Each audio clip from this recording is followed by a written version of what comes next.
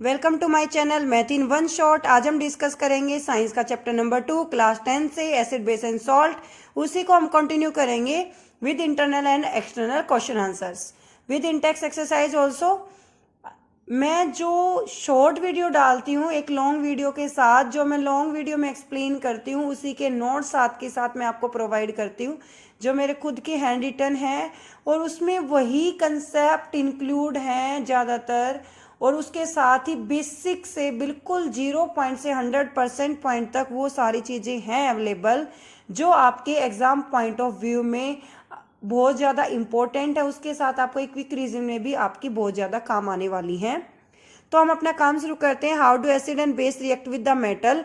अगर कोई भी मेटल एसिड के साथ रिएक्ट करती है वो सॉल्ट और हाइड्रोजन गैस की फॉर्मेशन देती है। If any gas react with the metal then it give salt and a hydrogen gas. तो यहाँ पर एक्टिविटी आपकी जो 2.3 गिवन है, इसमें हमने क्या किया, 5 ml सल्फ्यूरिक एसिड लिया है। सल्फ्यूरिक एसिड होता है फॉर्मूला H2SO4, जिसको हम किंग ऑफ केमिकल भी कहते हैं। इसने कहा है डाइल्यूट, यानी कि इसके अंदर वाटर की अमाउंट ज़्यादा है और जो आपकी एसिड की अमाउंट है वो आपकी कम है। इसके अंदर हमने जिंक ग्रेनुअल को डाला है। जिंक जो है वो क्लोरीन से ज़्यादा रिएक्टिव है, इसलिए इसके लिए केमिकल रिएक्शन क्या आएगी, Zn plus HCl gives out ZnCl2 plus H2। Hydrogen gas आपकी रिलीज होगी और जिंक क्लोराइड की आपकी फॉर्मेशन होगी। जैसा कि आप इस डायग्राम में देख पा रहे हैं, ये एक बीकर है जिसमें आपका सॉल्ट सॉल्यूशन प्रेजेंट है।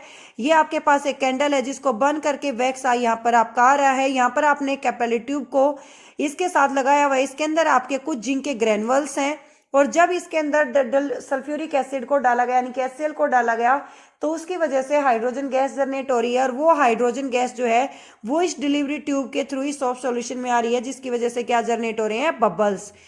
तो यहाँ पर हम क्या ऑब्जर्व करेंगे कि ये जो बबल्स हैं ये जनरेट होकर किस गैस को रिलीज कर रहे हैं, हाइड्रोजन गैस को। तो यहाँ से CBSE बोर्ड में और HBSE बोर्ड में मोस्टली क्वेश्चन केस स्टडी में आ जाता है और पूछा जाता है, वो क्या होता है कि when any metal react with the acid और base then it release which gas, that is hydrogen gas. और किसकी फॉर्मेशन आएगी, सॉल्ट की। और यहाँ पर HNO3 जो है वो आपका नाइट्रिक एसिड है और CH3COH ये आपका इथेनोइक एसिड है, जिसको हम एसिटिक एसिड भी कहते हैं। और ये किसके अंदर प्रेजेंट होता है, ये विनेगर के अंदर प्रेजेंट होता है। Next is note that the metal in the above reaction displace the hydrogen atom and also hydrogen gas form A compound called a salt. तो एसिड प्लस मेटल से आपके पास क्या बनेगा, salt plus hydrogen gas. Activity 2.4 में आपको sodium hydroxide लेना है यानी कि NaOH लेना है और उसको आप जिंक के साथ रिएक्ट करवाएंगे तो आपके पास क्या बनेगा, सोडियम जिंकेट Na2ZnO2 और किसकी फॉर्मेशन होगी, हाइड्रोजन गैस की। इस बात का तो स्पेशल आप ध्यान रखिए कि कोई भी मेटल अगर एसिड के साथ रिएक्ट करती है, बेस के साथ रिएक्ट करती है तो वो किसकी फॉर्मेशन देगी, हाइड्रोजन गैस की देगी। यहाँ पर NaOH हमारा एक बेस है जो जिंक के साथ रिएक्ट करके सोडियम जिंकेट बना रहा है और सोडियम जिंकेट का फॉर्मूला 1 मार्क के वैसे बहुत ही ज्यादा इंपॉर्टेंट है, जो कि होगा Na2ZnO2। Next is how do metal carbonate. Metal carbonate का मतलब है मेटल के साथ CO3, लाइक कैल्शियम के साथ CO3 है CaCO3, या फिर मेटल हाइड्रोजन कार्बोनेट यानी कि Ca के साथ अगर HCO3 कंपाउंड हो जाता है, HCO3 यानी कि H में हाइड्रोजन भी है और कार्बोनेट CO3 भी अगर एसिड के साथ रिएक्ट करता है तो क्या फॉर्मेशन आएगी आपकी, तो यहाँ से मिलता है आपको salt, carbon dioxide and water. यहाँ पर जो आपको एक्टिविटी गिवन है, इस टेस्ट ट्यूब के अंदर हमने सोडियम कार्बोनेट लिया है और इस सोडियम कार्बोनेट के अंदर जब हम एसिड को ऐड करेंगे, हाइड्रोक्लोरिक एसिड को ऐड करेंगे तो उससे हमारे कुछ प्रेसिपिटेट बनेंगे और वो प्रेसिपिटेट कैसे कलर के होंगे, वो व्हाइट कलर के होंगे और उन प्रेसिपिटेट को हम क्या कहेंगे, सॉल्ट। और कार्बन डाइऑक्साइड गैस जो है वो आपकी इसके अंदर से रिलीज होगी और किसके मॉलिक्यूल्स मिलेंगे आपको, वाटर मॉलिक्यूल्स। तो इसके लिए जो केमिकल रिएक्शन रहेगी वो आपकी क्या रहेगी, Na2CO3 plus 2 time of HCl gives out NaCl plus H2O plus CO2। After that इसी में आप कंटिन्यू करेंगे। यहाँ पर अगर हम सोडियम हाइड्रोजन कार्बोनेट लेते हैं NaCO3, अगर ये हाइड्रोक्लोरिक एसिड के साथ रिएक्ट करेगा तो आपको क्या मिलेगा, sodium chloride, water and carbon dioxide. Lime water COH volt wise, इसी को हम स्लेट लाइम भी कहते हैं। CaO जिसको हम कहते हैं कैल्शियम ऑक्साइड, अगर ये रिएक्ट करता है कार्बन डाइऑक्साइड के साथ तो आपकी किसकी फॉर्मेशन होगी, कैल्शियम कार्बोनेट CaCO3 और प्लस वाटर यानी कि H2O की फॉर्मेशन आपके पास होती है। Come to the next one. In the next case we are going to discuss about the limestone. Limestone जो कि आपको रॉक से ऑब्टेन होता है. Chalk and marble are different form of the calcium carbonate. यानी कि कैल्शियम कार्बोनेट से आपको क्या क्या मिल रहा है? लाइमस्टोन मिल रहा है, पत्थर मिल रहा है, चौक यानी कि जो नॉर्मली लिखने के लिए यूज करते हैं वो चौक मिल रहा है, और मार्बल मिल रहा है. तो ये सारी चीजें, इनके लिए रॉ मटेरियल क्या रहेगा आपका? Calcium carbonate. अब कैल्शियम कार्बोनेट को और हाइड्रोजन कार्बोनेट जब आपके रिएक्ट करेंगे किसी भी मेटल के साथ मिक्स होकर एसिड के साथ, तो क्या बनाएंगे? Salt, carbon dioxide and water. This is the important result and second property of the acid. When metal carbonate और metal hydrogen carbonate react with the acid, then it forms salt, carbon dioxide and water. How do acid and base react with each other? यहाँ पर हमने 2 ml NaOH लिया है, कुछ drops हमने phenolphthalein की ली हैं जो इसको न्यूट्रल करने के काम आएगा. पिंक जो है वो बेस रहेगा आपका, और कलरलेस के आपके पास लिक्विड फॉर्म में एसिड रहेगा. जब हम NaOH को हाइड्रोक्लोरिक एसिड के साथ रिएक्ट करवाएंगे तो वहां पर जो हमारा कलर है वो कलरलेस हो जाएगा और कुछ प्रेसिपिटेट बनेंगे. लास्ट चैप्टर में, चैप्टर नंबर 1 की जो मैंने वीडियो डाली उसमें मैंने बताया था what are precipitate. Any undissolve substance in a chemical reaction that is known as precipitate. कोई भी अनडिजोल्व चीज जो बचती है एक केमिकल रिएक्शन के अंदर, तो हम उसको क्या कहते हैं? That are a precipitate. और ये प्रेसिपिटेट आपके किसके बनेंगे? सॉल्ट के बनेंगे, और उसके साथ आपकी किसकी फॉर्मेशन होगी? वाटर की. NaOH यानी कि base plus HCl acid, NaCl salt plus H2O water. Base plus acid से आपको क्या मिला? Salt and water. The reaction between an acid और a base and salt and water is known as neutralisation reaction.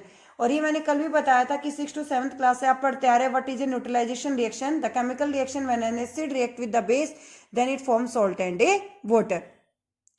Next concept रहेगा हमारा reaction of the metallic oxide with the acid. यहाँ पर हम कुछ थोड़ी अमाउंट में कॉपर ऑक्साइड लेंगे जिसको हम कहते हैं CO. उसके अंदर हम हाइड्रोक्लोरिक एसिड को मिलाएंगे. तो मेटल ऑक्साइड को अगर आप रिएक्ट करवा रहे हैं एसिड के साथ तो आपको मिलेगा सॉल्ट एंड वाटर. सॉल्ट के वही आपके प्रेसिपिटेट बनेंगे. You will not colour of the solution become blue green, क्योंकि कॉपर का जो कलर है वो आपका ब्लू रहेगा. ब्लू ग्रीन कलर जो है वो आपका चेंज हो जाएगा और क्या बनेगा? कॉपर क्लोराइड बनेगा आपके पास. और किसको जनरेट करेगा? वाटर को. You right and balance the equation. Similar to the reaction of the base with an acid, metallic oxide are said to be basic oxide. तो यहाँ से एक प्रॉपर्टी आती है कि मेटेलिक ऑक्साइड कैसे नेचर के होंगे? बेसिक के होंगे. और नॉन मेटल कैसे होंगे? Acidic. I repeat this point again, this is the most important point in this paragraph. Metallic जो ऑक्साइड्स की फॉर्मेशन होगी वो आपकी बेसिक रहेंगे, और नॉन मेटल कैसे रहेंगे? एसिडिक रहेंगे.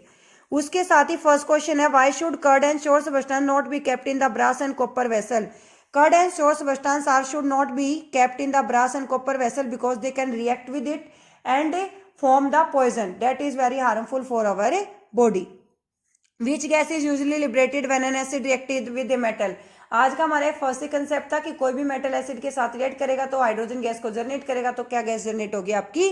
H2. एग्जाम्पल दे दो. Mg प्लस HCl, MgCl2 बनेगा आपके पास, और क्या बनेगी? Hydrogen gas. Metal compound a react with the hydrochloric acid to produce the effervescence. Effervescence का मतलब होता है झाग आएंगे. द गैस इवॉल्व्ड एक्सटिंग्विश से बर्निंग कैंडल. सबसे फर्स्ट एक्टिविटी थी आज की हमारी इस वीडियो की. तो उसमें क्या था? बर्निंग कैंडल्स की वजह से वैक्स आ रहा है, और जो हमारी हाइड्रोजन गैस उससे डिलीवरी ट्यूब के थ्रू आ रही है उसकी वजह से बबलिंग शो हो रही है. तो गैस क्या रहेगी? Hydrogen gas. उसके लिए हमें एक बैलेंस केमिकल इक्वेशन लिखनी है, और उसके साथ हमें यह भी डिफाइन करना है कि वो बैलेंस केमिकल इक्वेशन किसके साथ है? कैल्शियम क्लोराइड के साथ है, CaCl2. What do all acid and all bases have common? Acid और बेस में क्या कॉमन है? इनमें ये कॉमन है कि यहां से क्या जनरेट होती है? आपकी हाइड्रोजन गैस जनरेट होती है. तो ये पर्टिकुलरली हमारे पास एक बीकर है जिसके अंदर हमने एक रबर कोर्क लिया है, यानी कि रबर का एक छोटा सा गुटका लिया है. उसके ऊपर 2 हम आयरन नेल लगाएंगे. गुटका यानी कि एक छोटा सा टुकड़ा. ठीक है. तो यहाँ पर आप 2 आयरन नेल जो लगाएंगे, यानी कि 2 लोहे की कीले जो आप लगा रहे हैं, उससे आप एक बैटरी को अटैच करेंगे, एक बल्ब को अटैच करेंगे. तो इसके अंदर जो हमने पर्टिकुलरली सॉल्यूशन डाला है, dilute hydrochloric acid. Hydrochloric acid जिसके अंदर आपका वाटर ज्यादा है और एसिड कम है. तो जब ये इलेक्ट्रिक करंट को पास कराया जाएगा, अगर बल्ब ग्लो होता है तो हम कहेंगे इलेक्ट्रिक करंट पास हो रहा है, अदरवाइज इलेक्ट्रिक करंट पास नहीं होगा. तो इस एक्टिविटी में हमें यही है कि all acid generate hydrogen gas on reacting with the metals. हमने 100 ml का एक बीकर लिया, उसके अंदर एक और 6 वोल्ट की बैटरी लिया, डाइल्यूट सल्फ्यूरिक एसिड लिया है. और यहाँ पर हम देखेंगे कि 2 बल्ब है वो ग्लो करना कब स्टार्ट करेगा? एसिड के केस में करेगा. ठीक है. तो वहां पर H पॉजिटिव आयंस जो है वो आपके डिसोशिएट होंगे. This is for today. Thank you so much for watching. Bye.